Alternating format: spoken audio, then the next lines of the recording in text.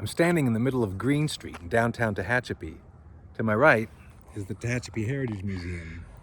And right across the street from it is the Errea House Museum. We're going to both today, so let's go.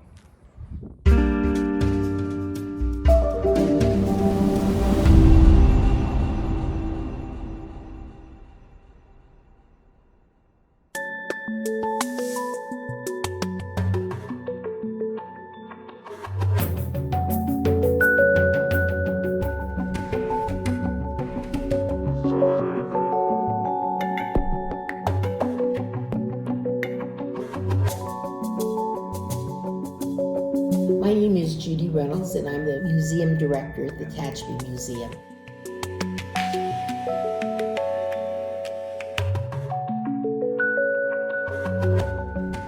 The museum is run by the Tehachapi Heritage League, which is an all-volunteer, nonprofit organization. We don't charge admission for the museum, but we cheerfully accept donations. The organization was started in the 70s by a group of people who wanted to preserve, protect, and provide information about the history of Tehachapi. We are featuring an apparatus that looks like it belongs in San Quentin Prison, but it was actually what was used to give women permanence back in the 20s and 30s. Oh, goodness. And if you think about this, it plugs in, so it's electricity, wet hair, and to make sure that the curl took, they needed something with ammonia, so they used cow urine. Oh my So goodness. you have electricity, wet hair, and cow urine. Must have been a very delightful experience, which I would never have partaken of. It had to smell so bad. Oh, yes.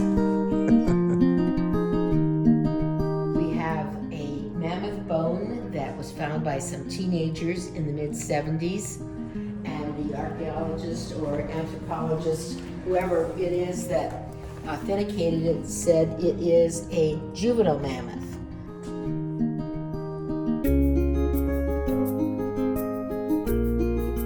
We have small exhibits. This one will be changing in the next month or two. We try to change some of our exhibits so people have things to come back and see. This is an interesting exhibit. This is about Governor Downey's wife. Downey was governor of California from 1860 to 1862. In those times, they had 2-year terms for governor. And they lived in Southern California and did a lot of business in the San Francisco Bay Area. Maria Downey was afraid of trains, and so she always wanted to take some sort of boat, steamship, sailing ship to San Francisco.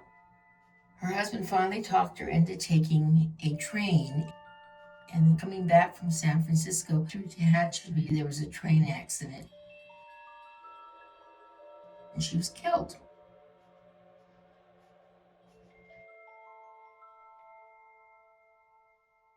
My name is Dixie Coutant.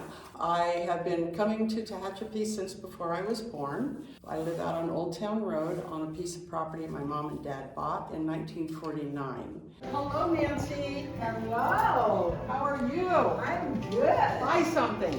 Thank you. You can only do that to your neighbors, you know. I don't know a lot of the history, but I know more than a lot of people that just moved up from the LA area. So I got involved in the Heritage Museum, and then I got involved in the Depot Museum too. So I work in both places, and I enjoy it very much. And I definitely, if you live in Tehachapi and you want to have fun, become a volunteer, and you'll meet people and you'll learn a lot. This is a really cool picture because it's around 1890 that photograph was taken, and that is a tomokani, which means a winter home, and that's the kind of houses that were out there in Sand Canyon. But I highly suggest if anyone goes on that tour, if they can, that they get the Twilight Tour. They offer that once a year, and you're out there in Sand Canyon, which is pretty quiet anyway, and you're pretty far away from much of anything.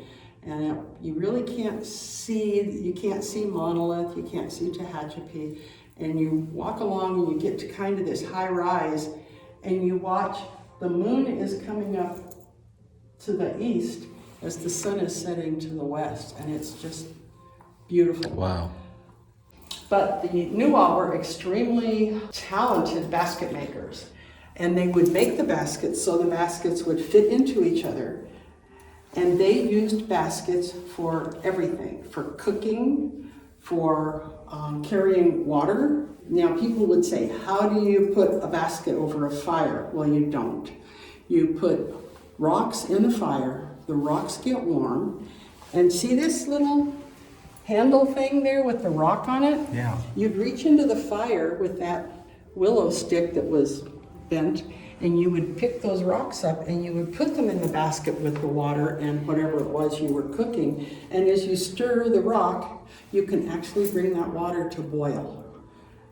So when I told Judy I had a salt and pepper collection, she said, bring it in. I love using them. Every Christmas, I have my little Noel boy and girl salt and pepper shakers on the table, and the boy is pepper and the girl is salt. That's just the way it is. I never get those straight. I'm always picking up the salt shaker thinking. And we're having a half price sale on Christmas. Oh, cool. So buy something Christmas. And all of the blue plates, these Royal Copenhagen plates, and there's a whole pile over there. Those are all half price also. Okay, so everything on the table? Everything here, everything on that table, and the Royal Copenhagen is it's all 50% off.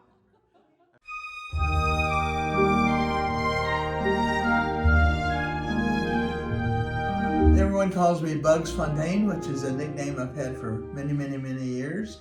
And I serve as a docent at the Errea House, which was built about 1900 out of redwood, brought in on log rollers from the Woodford Tehachapi area. Oh, look at this kitchen. I love this And kitchen. of course our volunteers redid the kitchen here.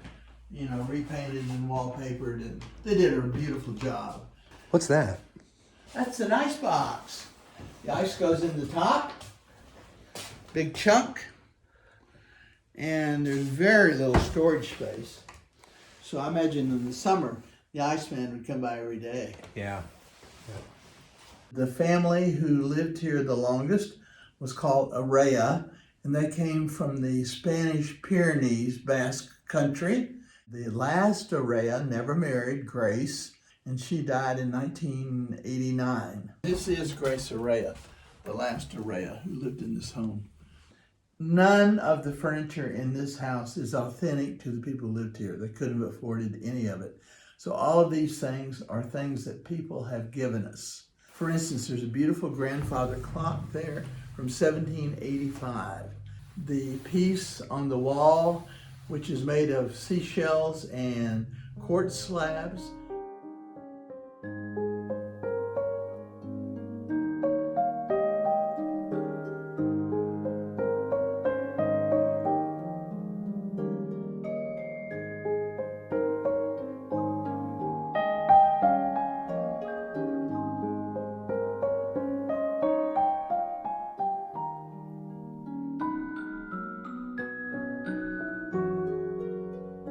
All this came from the Fickert Ranch. And there were, you know, the last Fickerts living on the ranch were two ladies who never married. And when the last one of those died, this furniture was willed to a lady in town. When she passed away, we acquired it. And this was in the schoolhouse out there in Bear Valley. And this picture, I don't know, is really interesting. It's the Brights and the Wiggins. Those are two old-timey Tehachapi families having a dispute. But look at this guy's leg, how the artist drew it. Impossible. Impossible, yeah.